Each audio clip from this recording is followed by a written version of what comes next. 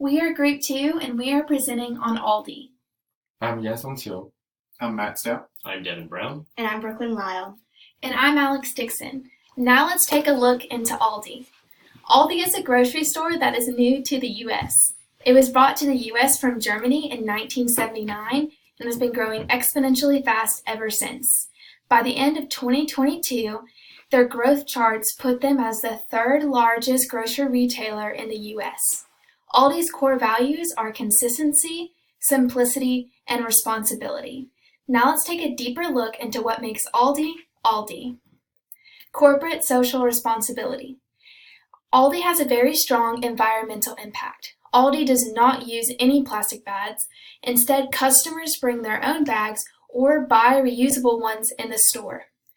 Aldi's ethical impact is their twice as nice guarantee, which is a commitment that Aldi makes to replace any produce that is found rotten or out of date. Personalities of the sales force. Aldi's sales force is paid above minimum wage, which is a very strong incentive for employees to perform above average. Aldi has 4.6 stars on Google and 4.5 stars on Yelp.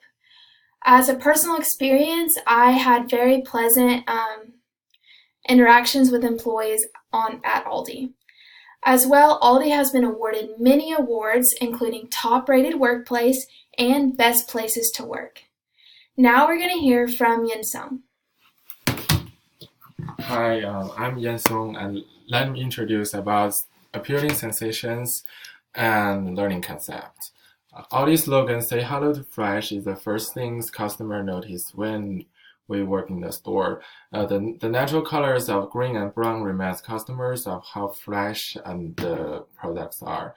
The flowers Aldi sells along the aisles provide the sweet sensations and reminds customers that many the products come from the same natural beauty we associate with the flowers. It's almost as if the customer is walking through a field, as if they are to harvest the crop. When about the learning concept here, we noticed that customers had their reusable bag in hand, providing some insight to the demographic of eco-friendly customers Aldi inspires to shop at their stores. This form of instrumental conditioning allows customers to feel morally secure as they shop in stores. They know matches their same personal values of environmental security. Aldi aims to provide high-quality products at a low price.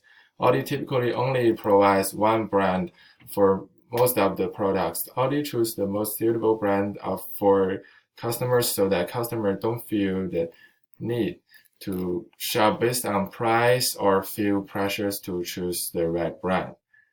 This allows customers' experience to go by much faster and at much easier pace than they would to add another grocery store with several competing brands.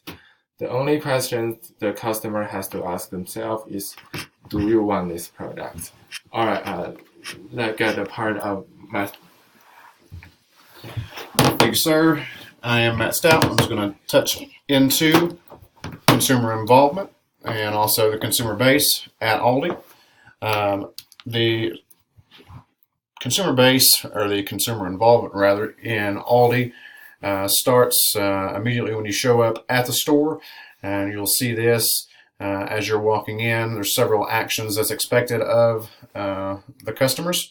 As you go to get a cart, you'll see those are locked up, and the process there is you pay to get that cart, and once you return that cart, you'll receive those funds back. So that puts a little responsibility on the consumer, but at no cost. That and several other actions here that we'll speak about saves the business some money with overhead, and then they hopefully will turn around and lessen that cost of products. So as you're walking into the store, you'll see that the experience for being in the aisles is almost immediate. There's very little wasted space with the store. There is lots of products that are left in boxes that you can turn and use the boxes as a cart or as a bag later on in your experience. So that leads to a little bit of confusion that we'll talk about later in the presentation. But as you go out and up to the checkout, you'll see that the bagging area is small, and that's where you'll have to either bring your own bag or utilize some of those boxes that you picked up in the store as you walk through. Also, as and we mentioned that earlier with Alex, them not providing you bags. Aldi also does not have coupons. You won't see those discount prices. They do brag about a decreased price based on the other big boxes in the area. They brag a 30% cheaper price, which they may send out a flyer. It's just to broadcast those cheaper products and allow you to kind of brag about the purchases to come in. Coming into the consumer base, Aldi is, or we thought initially would be directed at lower income, but as we dove into it, it is directed at all income ranges from low to medium and maybe into high. They do target anyone who is interested in a deal or a cheaper price. They will. That's where it's spread across all income ranges. They do allow themselves to be a supplement to maybe a larger shopping experience as you begin to purchase a particular product or brand that maybe Aldi has. They hope to win you into that specific piece, and then you'll return for that product. So we believe that this is a great supplemental retailer to another shopping experience. They also, as we saw on the previous slide, offer a service called Instacart that they are widening the consumer base to reach out to those who want to shop at home and have their groceries delivered at home. That way they don't have to set foot inside of the market, but that also will gain some consumer base and keep them viable with the other boxes in the area. So with that, we're going to go on into the life cycle stages and subcultures with Devin. Thank you, Matt. I'm going to be talking, like I said, with the family life cycle stages and the subcultures that Aldi targets in their marketing.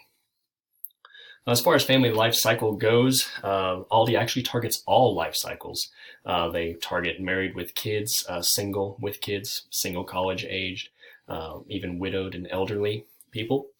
They do this because their primary marketable asset is that they sell at such a low price point. They focus on all of these life cycles that are in the low to mid income range, and they do this. Matt already discussed a lot of reasons why they keep their prices as low as they do. Another one is the emphasis on the 90 to 95% private brands that can keep the costs low. Aldi doesn't kind of focus on having any fancy bags or fancy products, logos, and things like that.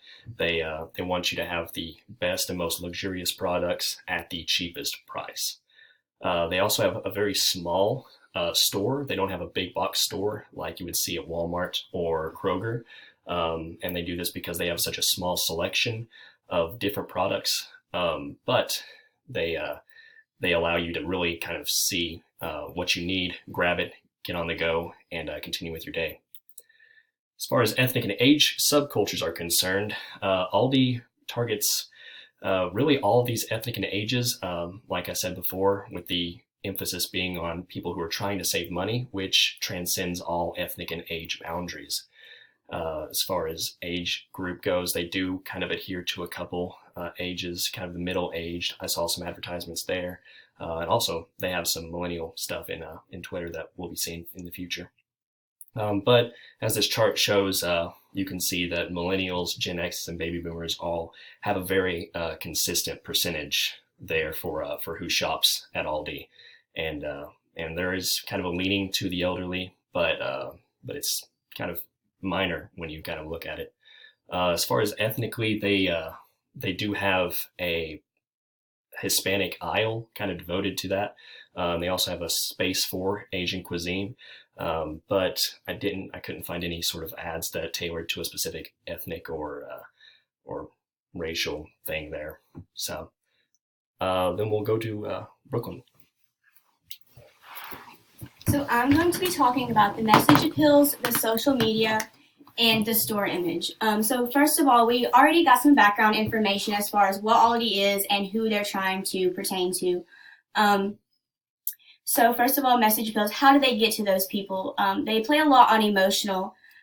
They have personal, social, testimonial, potential. And as far as the personal and social, that really encourages customers to not only purchase their products, but to develop experiences with these products.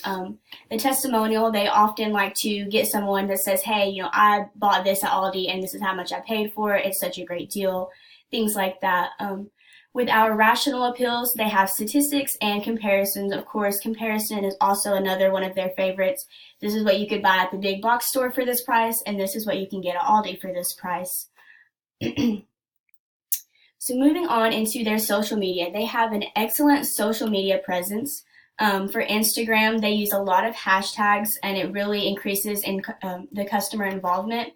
They use hashtag Aldi Haul, hashtag Fan Friday, and hashtag Aldi Love. The Aldi Haul encourages people to not only purchase the products, but to take a picture of what they've posted or of what they've purchased, post it, and have a potential to make it onto the actual Instagram account. They do other things as far as like pets, babies, simple things like that to incorporate the family feel. And then their Twitter is a really good example as well. For that customer feedback, both positive and negative, they do really well. They try to fix any problems they might be currently having as far as, a negative response on food. They try to, DM and get more information on how they can correct that. And when customers, tweet and talk about a product they specifically like, they try to incorporate that more into their stores and really pay attention to what their customers need. So moving on to the total store image, there are a lot of positives as we've covered. They changed the entire image of the discount store. It's no longer for people that are on a super strict budget who are counting pennies, any of that. It's called classless now as far as their customer profile. They're known for their low prices and they're known for their quality products. Some negatives, as we mentioned before, the Aldi panic at checkout. People go crazy when people are like scanning their things and throwing them into the buggy. That kind of stresses people out, and then trying to bag all of your own products at the end. The displays in the boxes, the crates, all of those things that the food are brought into, they tend to stay in those. So it's a little disorganized. It does have limited decor, and the limited variety leads to making other stops or lack of familiar brands with customers. And on ways we can make those better, honestly, a lot of the negative complaints are actually tactics and strategies to keep the cost low, such as the bags, such as the Aldi panic, and such as the food staying into like the boxes and crates that it was shipped in. But another thing we can do is we can research competitive products. That way our 90 to 95% private brands can create those products that are needed. And we can also research competitors' inventory and trending items to tailor to those changing needs. All right. In conclusion, Aldi is taking the world by storm by revolutionizing grocery shopping and introducing a new cost-effective, simple approach. If you didn't know of Aldi before, you will know them soon.